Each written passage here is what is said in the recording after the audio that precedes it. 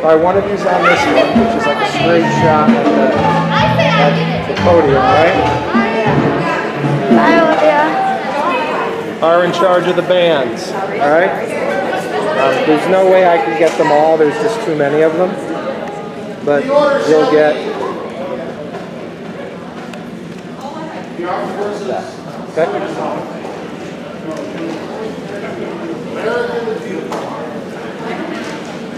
We'll be down to the America before they start the ceremony.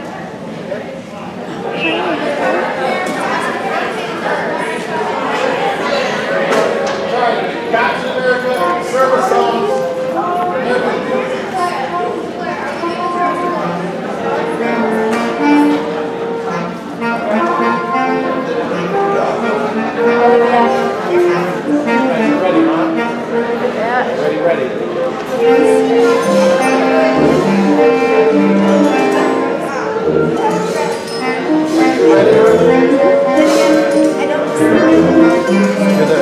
I won't be in the shot. I'll get out of the way.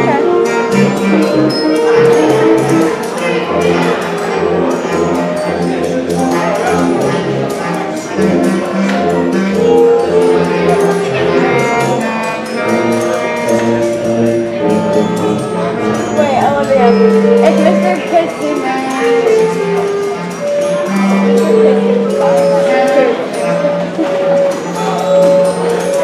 Are you in middle school? Yeah. You are? We're all in 8th grade. Seriously? Yeah. You look super tall. We have the same name, too. Are you related? Olivia. Two Olivias? Yeah. Are either of the Olivias in band at the middle school? What? Are either of you in band at the middle school? No. I was once, but she was too. I was playing that for a bit. I was What, in 5th grade? And then you quit? Yeah. What, because Miss Sales?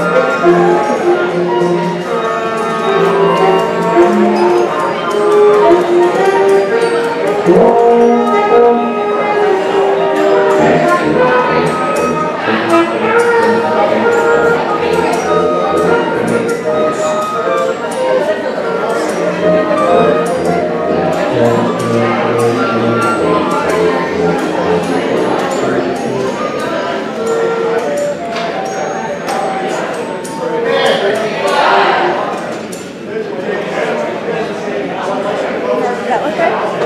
Yeah, because we really just want to focus on Yeah, I'll maybe probably, zoom out a little more than if I could, Yeah. we'll keep it like this for now. I could also like, Maybe show all the for flags, the like beginning, start with like, wait, I could. So, okay, start here. So, like, all the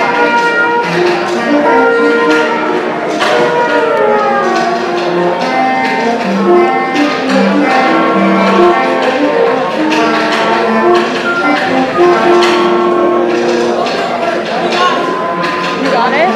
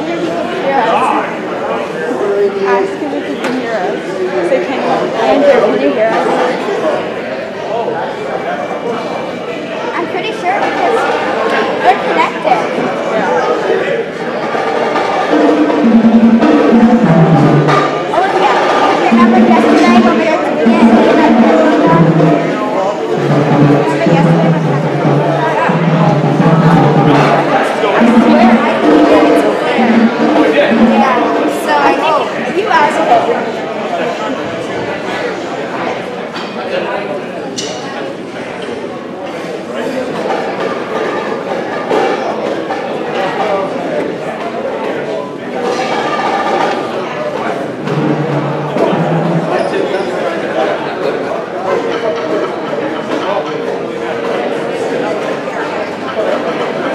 wonder if they can't hear us though.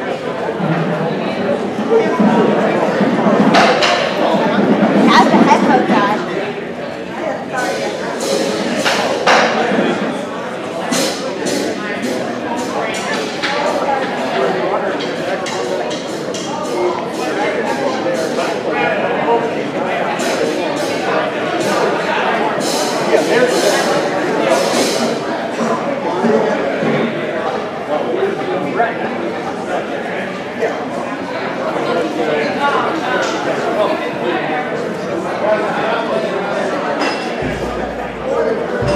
I see this picture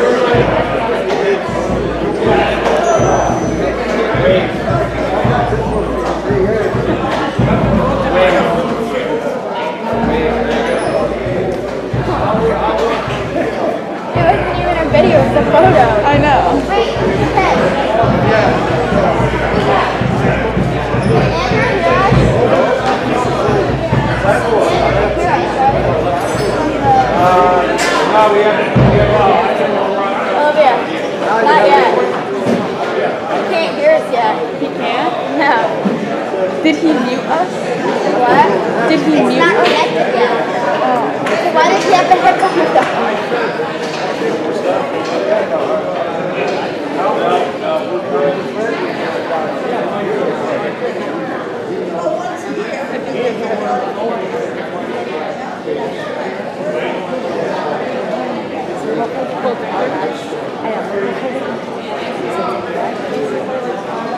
I could also have a clear. I could do this. Yeah, you need Wait, then why are we here right now? It's been on for 126 minutes. No, that's how long the battery has. I feel like they should turn it off.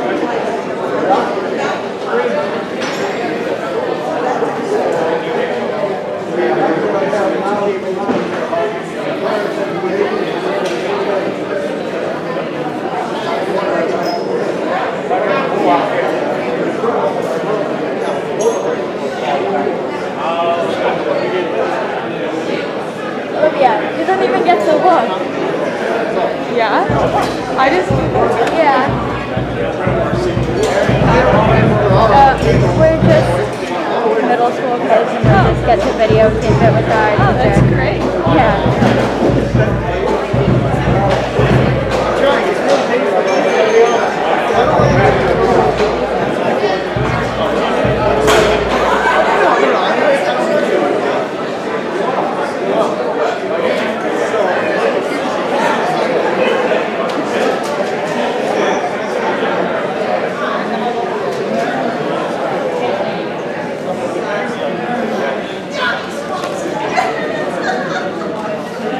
Bring that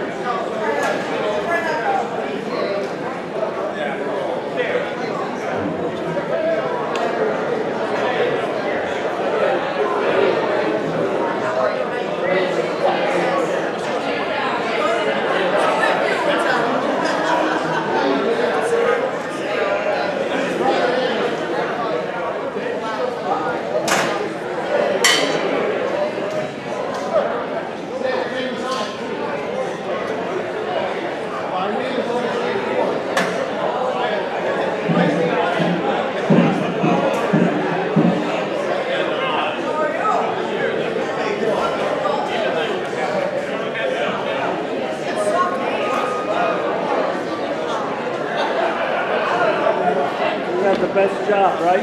Yeah.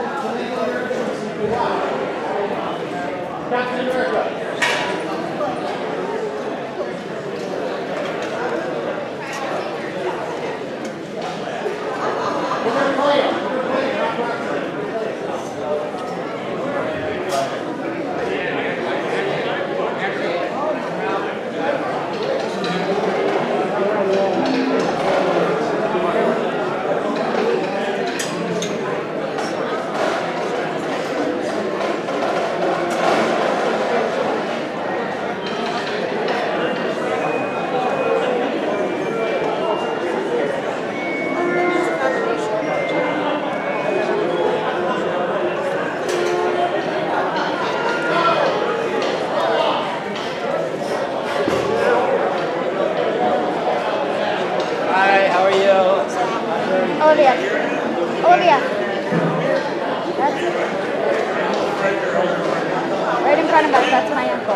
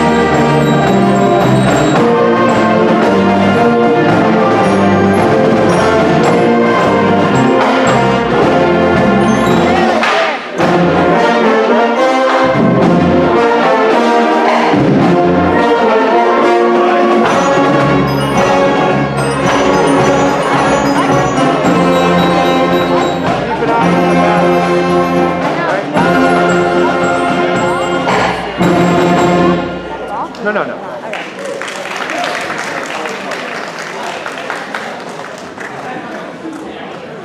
Ladies and gentlemen, we will begin our ceremony in 2 minutes. If you all please be seated.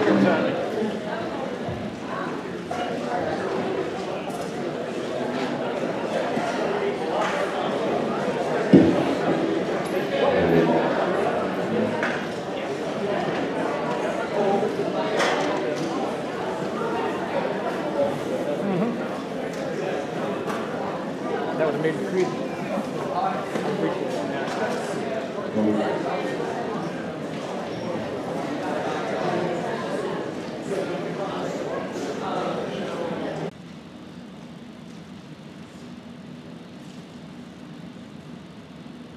Let us pray. O God of hosts, we bow our heads in thankfulness for the victories you have granted us, to us and to all those people who have united with us to stand about the evils of aggression, intolerance, and greed. Grant, O God, that we may understand that those that lost their lives did so as a sacrifice for a better world for this generation and those unborn. Touch the souls of every man with the enduring light of wisdom, that they may form a brotherhood of people that will strive to further the cause of peace under the laws and ethics blessed by your love. Amen.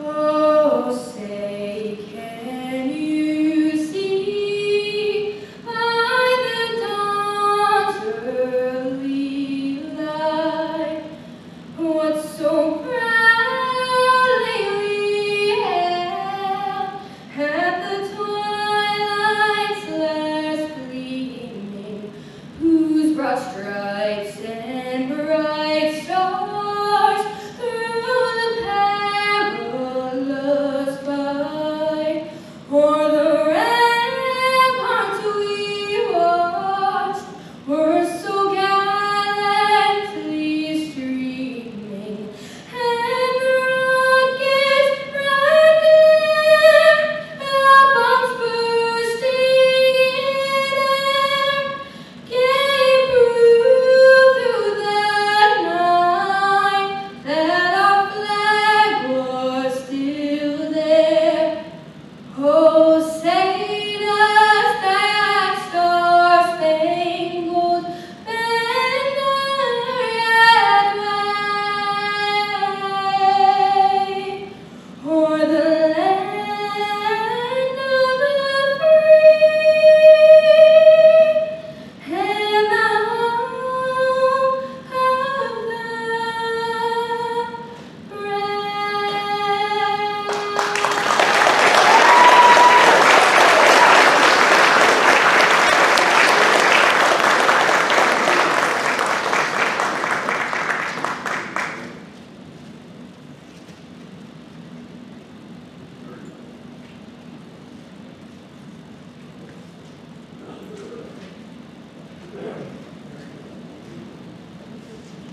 You may be seated.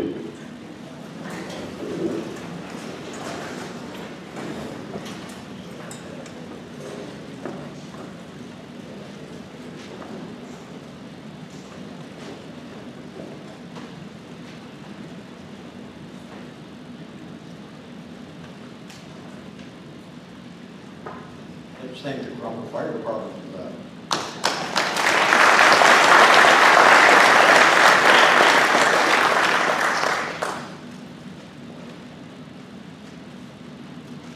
Please be in a moment of silence as we give the POW MIA remembrance ceremony. Please uncover. Those serving, those who have served, and those currently serving in the Uniformed Services of the United States are ever mindful that the sweetness of enduring peace has always been tainted by the bitterness sacrifice. We are compelled to never forget that while we enjoy our daily pleasures, there are others who have endured and may still be enduring the agonies of pain, deprivation, and imprisonment. Before we begin our activities, we pause to recognize our POWs and MIAs. I call your attention to this small table, which occupies a space of dignity and honor. It is set for one, symbolizing the fact that members of our armed forces are missing from our ranks. They are referred to as POWs and MIAs. We call them comrades. They were unable to be with us and their loved ones today, and families, so we join together to pay humble tribute to them and to bear witness to their continued absence. The table is small, symbolizing the frailty of one prisoner, alone and against his or her suppressors. The tablecloth is white, symbolic of the purity of their intentions to respond to their country's call to arms. The single rose in the vase signifies the blood they may have shed in sacrifice to ensure the freedom of our beloved United States of America. This rose also reminds us of the family and friends of our missing comrades who keep faith while awaiting their return. The red ribbon on the vase represents the red ribbons worn on the lapels of the thousands who demand with unyielding determination a proper account of our comrades who are not among us. A slice of lemon on the plate reminds us of their bitter fate. The salt sprinkled on the plate reminds us of the countless volunteers of their families as they wait. The glasses are inverted. They cannot toast us at this time. The chair is empty. They are not here. The candle is reminiscent of the light of hope, which lives in our hearts to illuminate their way home and the way for their captors, open arms to our grateful nation. The American flag reminds us that many of them may never return and have paid the supreme sacrifice to ensure our freedom. Let us pray to the Supreme Commander that all our comrades will soon be back within our ranks. Let us remember and never forget this sacrifice. May God forever watch over them and protect them and their families. Thank you, Mary. Welcome. What a celebration. Today is a celebration day. Not only being 2 years since we were together, but a day of celebration unlike Memorial Day, when we remember those who have given their supreme sacrifice. But today's a day of joy, expectations, and the future for the veterans of our country and for what they have done. We gather today in honor of their service. I want to welcome the students in Cromwell High School, all the Pantherland, I guess is what you would call it. Students at Cromwell High School and Cromwell Middle School, as they are in this room with us today, although they cannot be seen. To our youth, we thank you. We thank the team that brought us here today and is bringing us all to you in the great us. We look forward to serving our country in the future in many, many aspects. And with the help of your veterans and your community, we know that you'll make us all proud. This ceremony this year is dedicated to the over 1 million women, veterans serving our country since World War I. Today, approximately 10% of our active military forces are women. And let's not forget the World War II women who remained home and kept our country stable in factories, farms, and households, supporting the war effort and keeping families together. With the women veterans and any women of World War II, please rise and be recognized. Do we have any World War II women? If not, God bless them, but they're endurance what they did in this sacrifice. This time I am honored to introduce you. The town manager for the town of Cromwell is with us this morning, the former police chief of the Cromwell Police Department, a veteran of the United States Navy, and a member of Carlson Chabot Post 105 here in Cromwell. Please welcome Mr. Anthony Salvatore.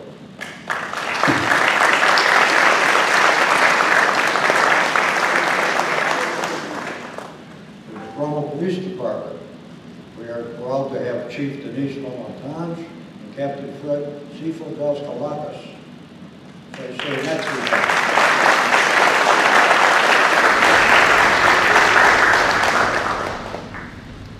Our outgoing mayor, who has served this town so well for many, many years, Enzo Paenzo.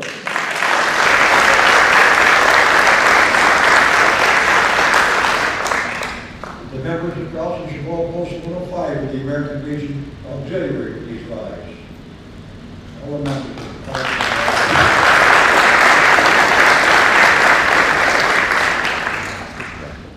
At this time, I'm honored to call upon for remarks the principal of Cromwell High School, who's not up there keeping an eye on everybody this morning, but Andrew Coco, would you please come forward, sir? Let's welcome the principal of Cromwell High School.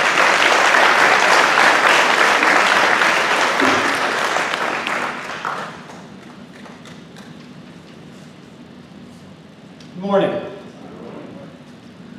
I would like to thank Richard Anderson from the American Legion for inviting Cromwell Public Schools to participate in this year's Veterans Day ceremony.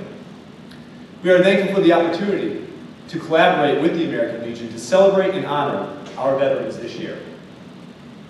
I would also like to give a special thank you to Richard Donahue, who connected Cromwell High School with the American Legion and helped make this collaboration possible.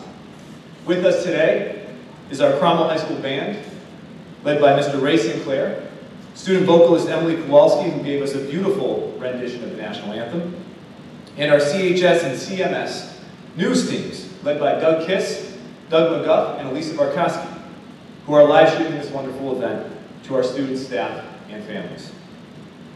We are grateful and humbled to be a part of this wonderful ceremony, honoring the service, dedication, and sacrifice of Cromwell veterans. On behalf of Superintendent Dr. Enza Macri and the students and staff of Cromwell Public Schools, I would like to thank our veterans. You have sacrificed so much to protect our freedoms, at home and abroad, and we are forever indebted to your service. Thank you.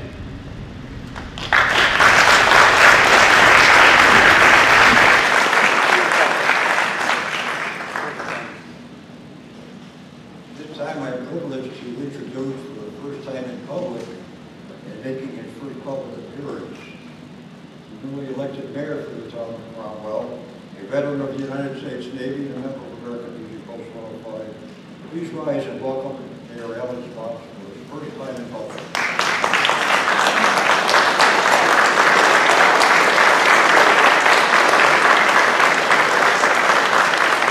Thank you. It's a pleasure to stand here as a United States Air Force veteran and welcome everyone to the 2021 Veterans Day celebration. Today we pay tribute to veterans for past and for now. I was in the Air Force from 1966 to 1970 and spent 3 years in Germany. Was supposed to go to Cam Ranh, Vietnam, and wound up going to Germany. So somebody was watching over me. My son Tim was a member of the United States Navy. He went into the Navy as a SEAL candidate, and unfortunately, illness took it that he couldn't complete the SEAL, but he was a flight engineer on a P-3 for 5 years. And my dad was also in the United States Navy. And to go further back, my grandfather, who was a machinist at the torpedo station in Newport, Rhode Island, making torpedoes for the submarines during World War II.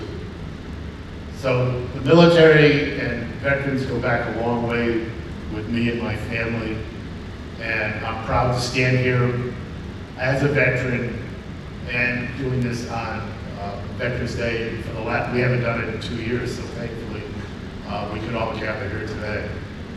Also, I'd like to introduce some members of the town council and other elected officials that we were all sworn in on Monday night.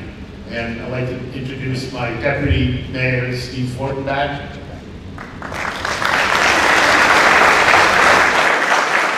Town Council Member Alan Waters. Town Council Paula Luna.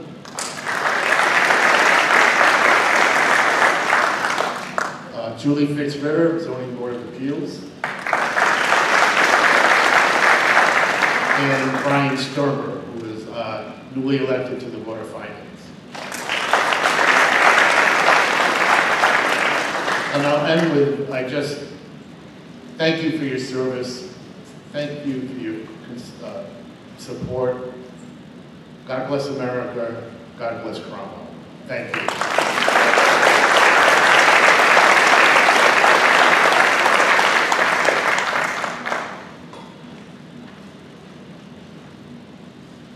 Christy Carpino here? Yes, there she is.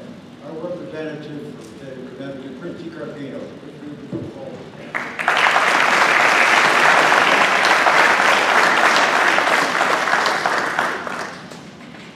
Mayor, I owe you an apology for not announcing you were in the Navy. Apparently you couldn't get in the Navy.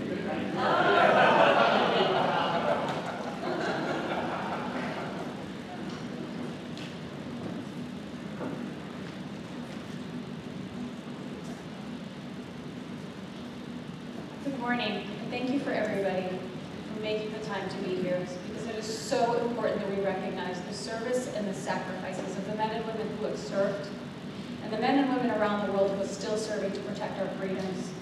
I think over the last few years we've seen truly how fragile our country and our foundations are.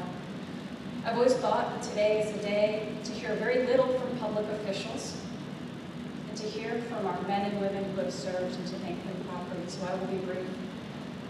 But I want to make sure that we understand how fragile our country and our Constitution is, and how important your service and your sacrifices were to keeping and to maintaining it.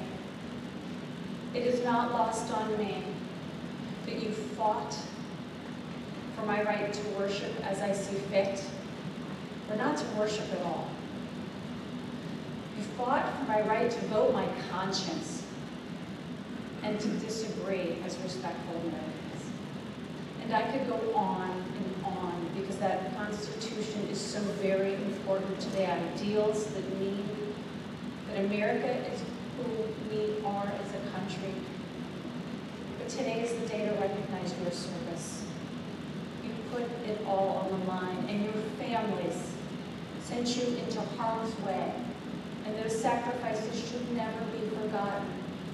And to our veterans who have returned, as a daughter of a veteran, I understand that you bring that conflict home with you. And years later, we still owe a duty to our men and women who have served, that you still have needs that we still need to meet.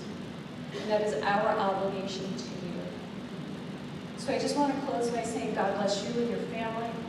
God bless this country, and please know that it is not just the 11th hour on the 11th day of the 11th month that we recognize your service, but we will always recognize your service. We wouldn't be here without you. Thank you all very, very much.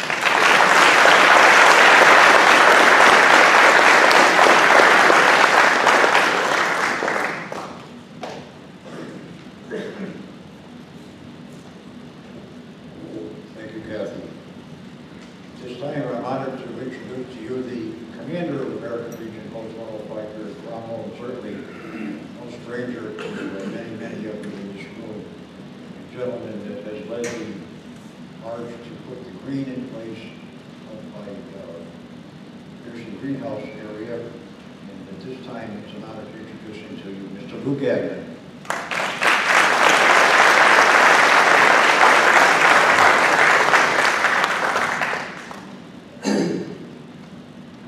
Good morning, ladies and gentlemen. My name is Lou Gagnon, Post Commander here in Cromwell for the American Legion. On behalf of our Legion Post, I would like to thank the town of Cromwell for once again hosting this annual ceremony to recognize and honor our veterans. Those of us who are veterans, thank you. Our thanks, many thanks to Richard Anderson for organizing this event. Veterans Day is a special time for our community to honor and to pay tribute to the men and women who have served and who currently serve in our military, many in harm's way, and who dedicate a portion of their lives in the service of our country and for the freedoms that we joy. For generations, our nation has been important enough to many veterans to endure long separations from their families, miss the births of their children, freeze in sub-zero temperatures, bake in wild jungles, lose limbs, and far too often lose their lives. Can you imagine? Think about that. Warriors need advocates, and that is why the American Legion exists. We are here to serve veterans, their families, and the community. Veterans need each other. But more importantly, our country needs its military veterans. Please accept the American Legion's sincere thanks to each and every one of you who are here this morning. And again, thank you all for being here. Thank you. God bless America.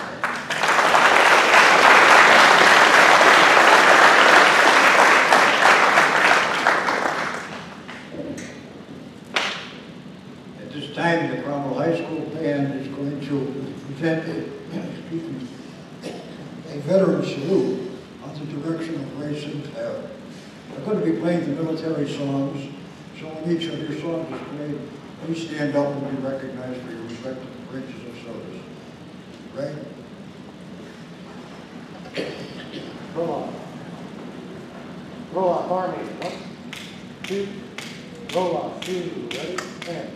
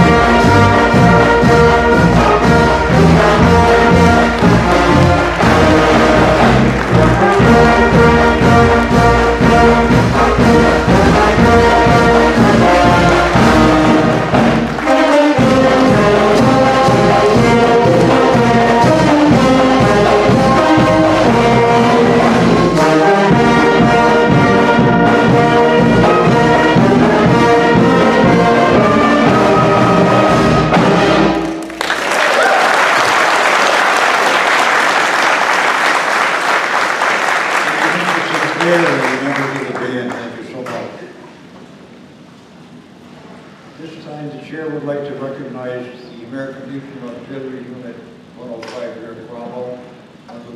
person of President Eleanor Berry. Eleanor, with the members of the auxiliary, once again, please rise.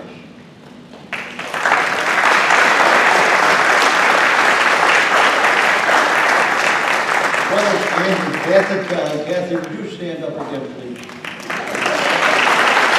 Kathy is responsible for that beautiful cake every year. She brings one to us, and we are so grateful to her and her efforts. And we thank, on behalf of the American Legion, what they do to support the American Legion in our programs. Thank you so much. As you see, she has a poppy table set up over there for those that would wish to donate for that. Unable to join us this morning is the Blue Star Motors President, Tammy Jocelyn, but she did bring her greeting from Connecticut 3 unit. And Kathy has good days and bad days at this time, or Tammy rather, and she said that if she would make it today, she would, but she's unfortunate she can't be with us. But at this time, I would like to recognize a Blue Star family. We have with us the United States Air Force member. Sir, would you please rise in your family?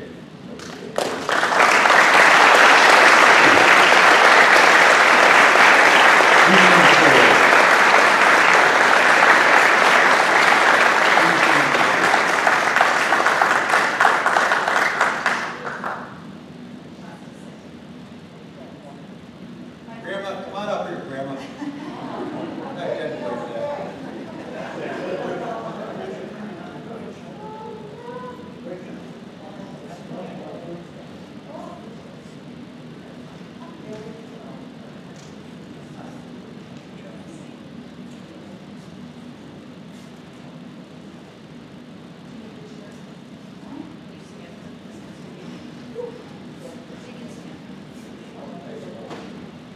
On behalf of American Legion, Post 5, and everybody in this room, we'd like to present you with the Blue Star banner for your family. You, sir, we thank you for your service.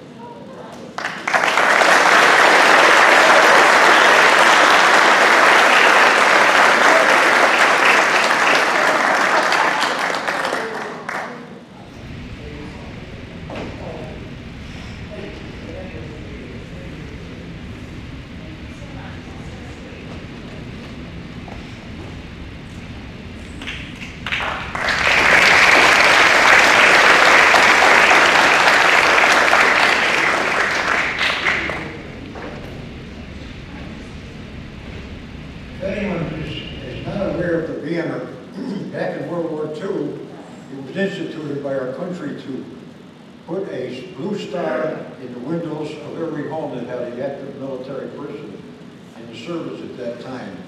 And quite a number of years ago, the American Legion, we picked up on that tradition, so now we have the Blue Star banners representing the families and the Blue Star mothers. And also, you're all probably aware of the Gold Star, which means a family has given up a member of their family in sacrifice. Do we have any other active military personnel in the room? If not, I'd like to recognize some of the people that have served throughout the years at the various wars that we've been in. We do have a World War II gentleman, I don't believe there's more than one, but Sal Orlando, World War II.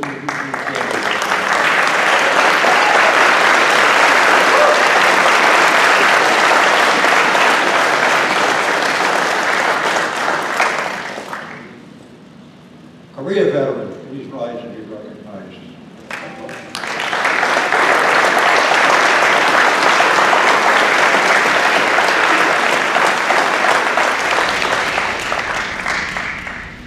Vietnam veterans, all please rise and be recognized.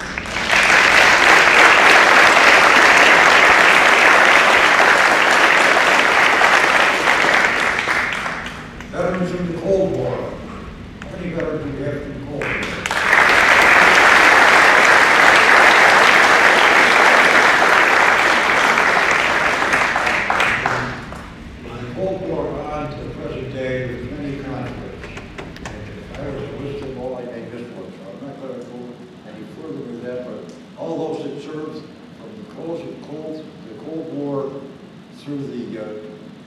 Terrorism, the war on terrorism, please stand and be recognized.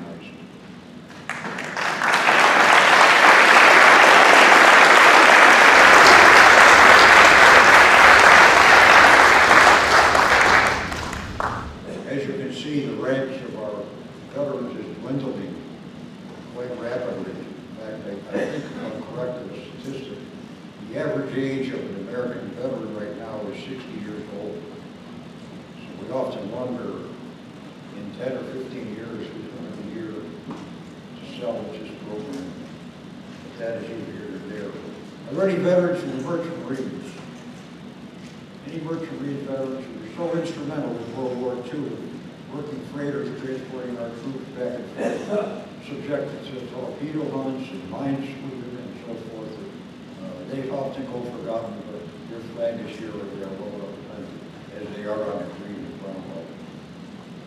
At this time, I'm honored to present to you a gentleman that has just risen, Sergeant Major Sal Orlando, United States Army, retired. Services in World War II and Korea. Sal, would you please come forward and present Remember Pearl Harbor.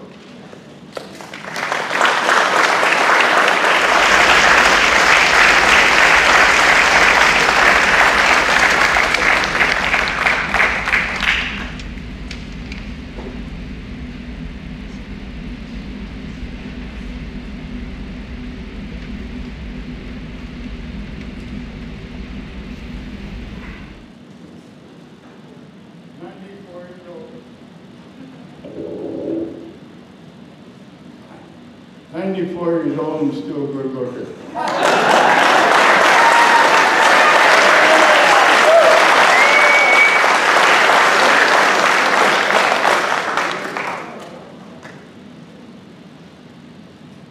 Pearl Harbor. The anniversary is next month. I was 18 years old and I was drafted. I'd like to know who the sons of guns were the second half better.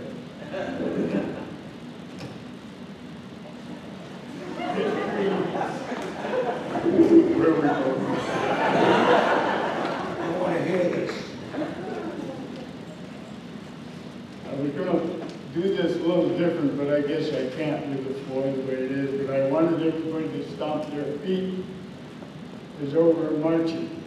Can we do that? Let me hear it.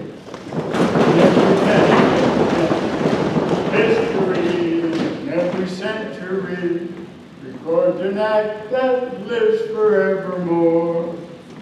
We recall in the last month the thing that happened on Hawaii shore.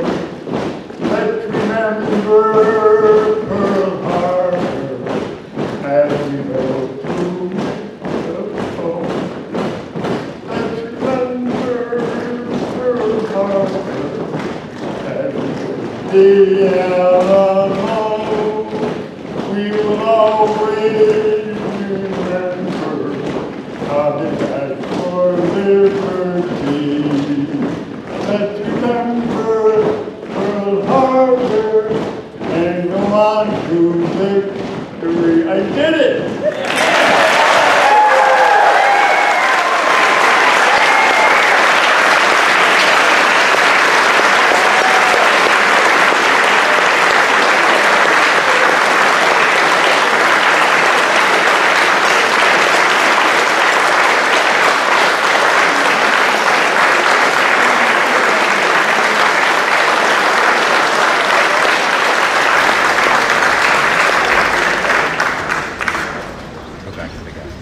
Orlando without Braun, that's pretty good. Thank you, Sal.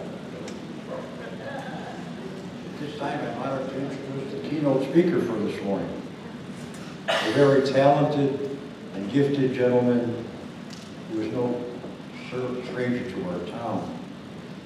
Richard Franklin Donahue was a singer, private music instructor, and the town historian of his hometown of Cromwell, Connecticut.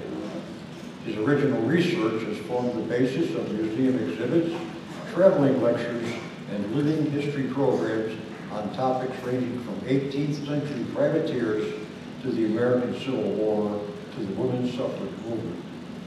As president and program director of the Cromwell Historical Society for nearly 15 years, he strives to enhance his town's interest and participation in local and national history. Richard is the author of Rosestown Review, a monthly history article published in the Cromwell Life newspaper. As a historical lecturer, he has presented programs throughout the state of Connecticut on mechanical banks made by the J.E. Stevens Company of Cromwell. and the 235 World War I memorials in the state of Connecticut. Richard, I don't know if you're going to sing your speech today or you're going to, it's up to you, but whichever way you present it to us, we're going to enjoy it. Ladies and gentlemen, please welcome our own Richard Downing.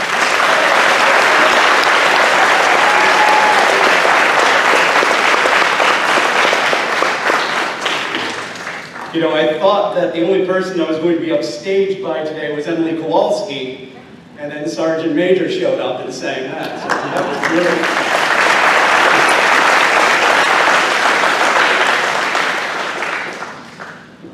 I've been involved in Cromwell's patriotic observances for several years, as a singer and as a historian, and I would like to share some thoughts from both perspectives with you this morning.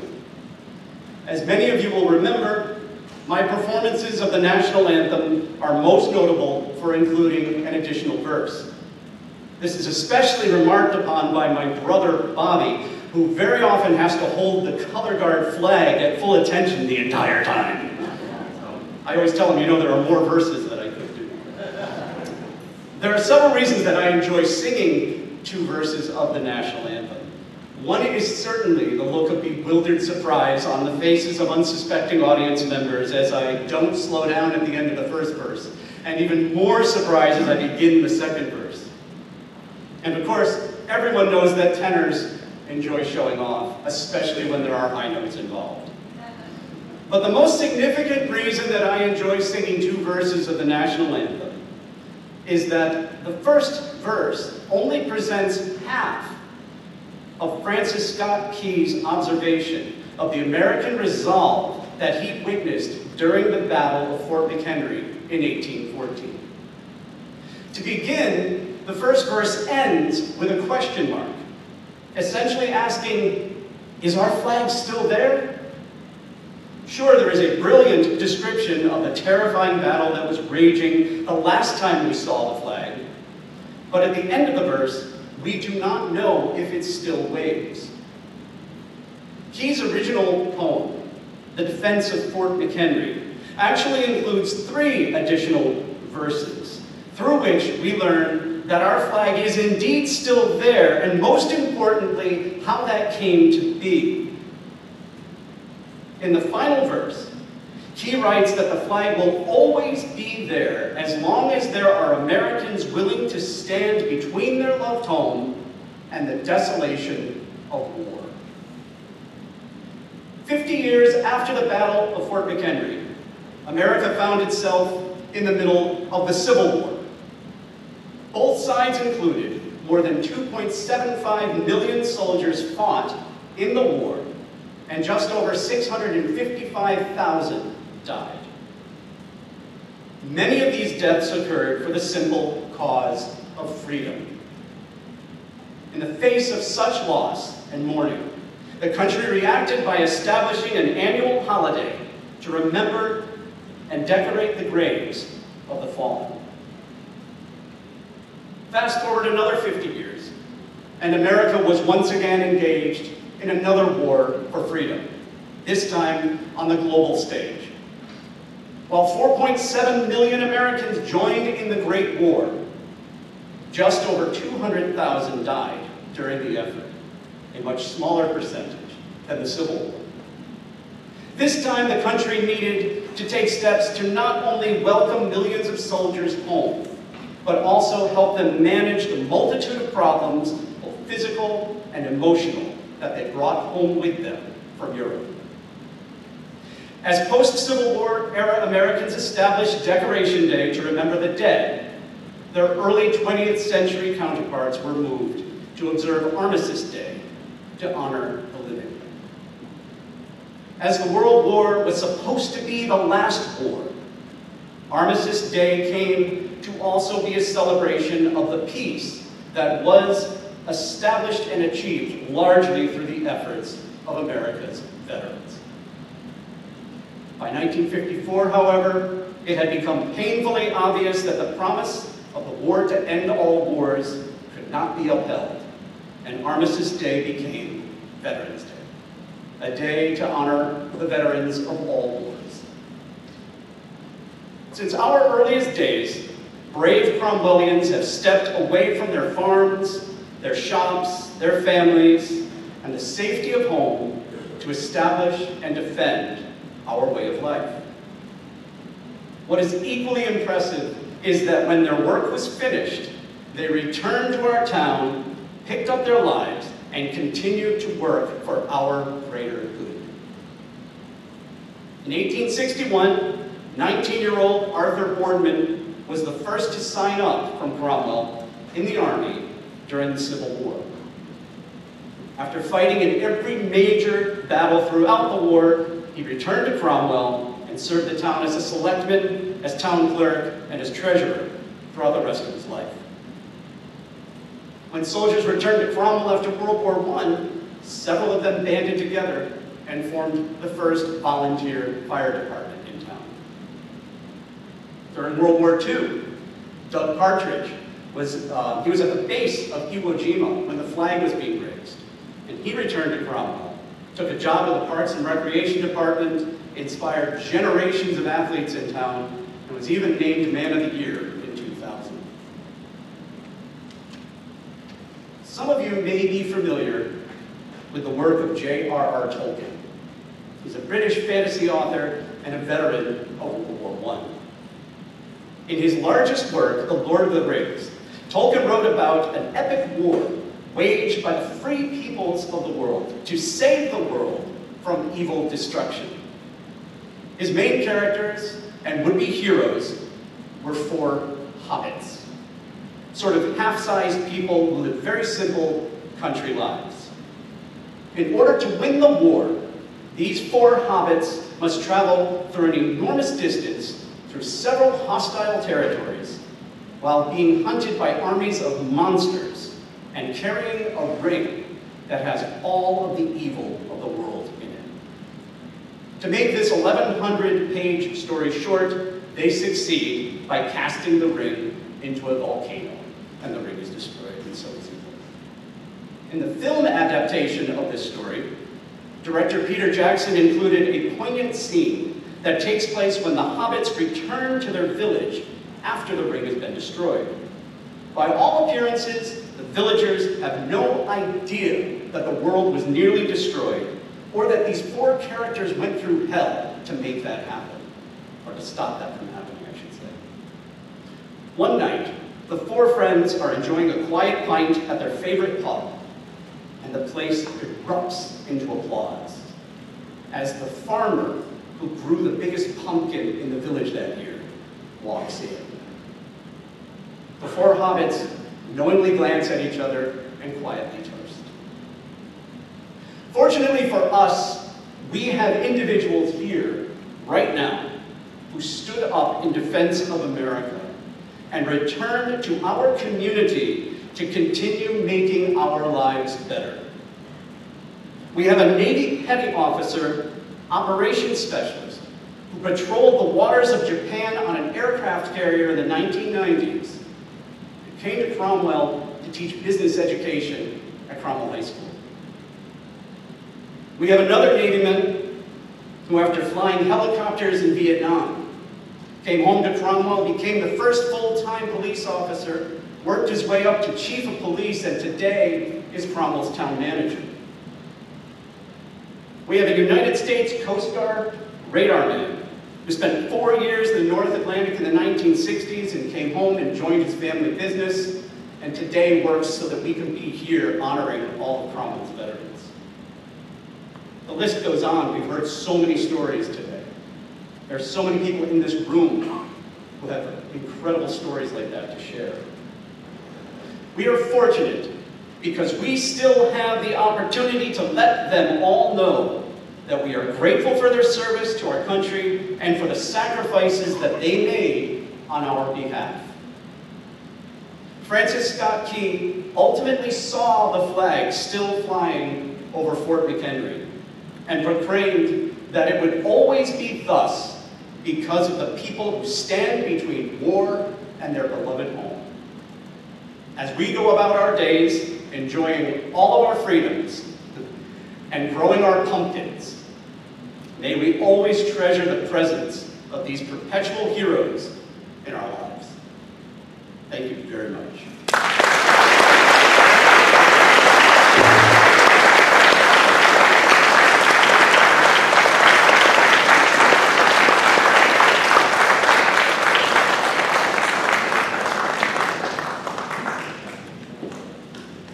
What an appropriate time for us to hear once again from the Cromwell High School band. As they play, and we all stand and sing if you wish. God bless America.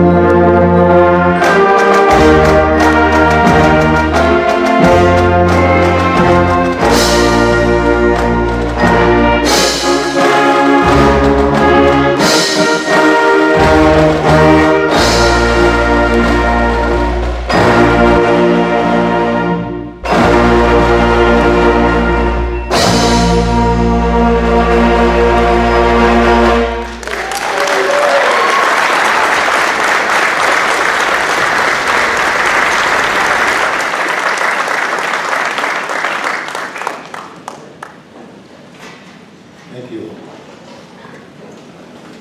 At this time, I'd like to recognize all the volunteers and first responders in the town of Cromwell, our police department, our firefighters, our ambulance drivers, and all those that respond to serve us. Would they all please rise and be recognized?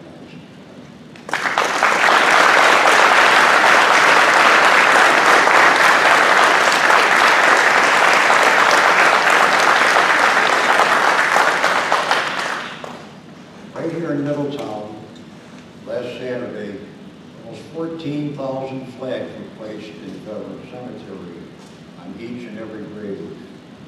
This Saturday, approximately 14,000 flags will be removed, all by volunteers. Saturday, December 18th, 2021 at noontime, wreaths will be presented on each and every grave in that cemetery, approximately 14,000. But to do that, financial support is needed. Wreaths Across America is perhaps a program you've all heard of.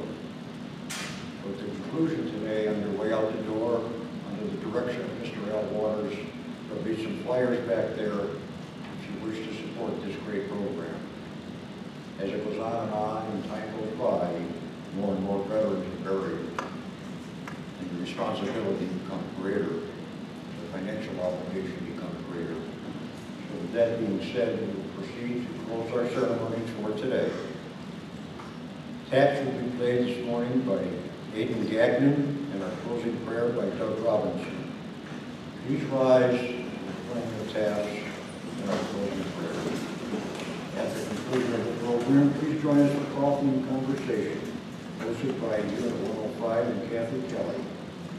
Thank you all for joining us on our veterans today. Taps will be played. And salute.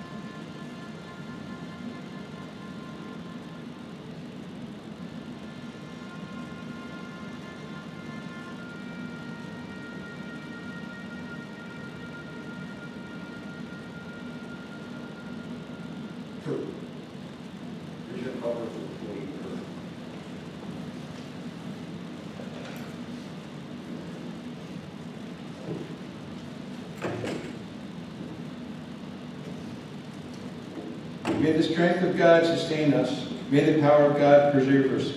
May the hand of God protect us. May the way of God direct us. And may the shield of God defend us. And may we never forget the sacrifice of those we honor today. Amen.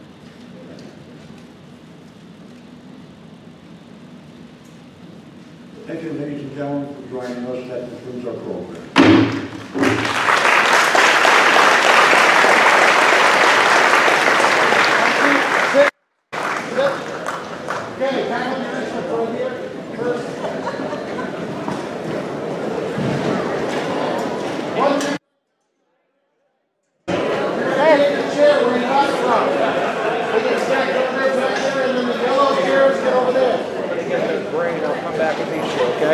You're gonna what? I'm gonna get the white thing on the floor and I'll come right back and get you guys. Okay. Just hang by your camera. Okay. Don't let anyone know.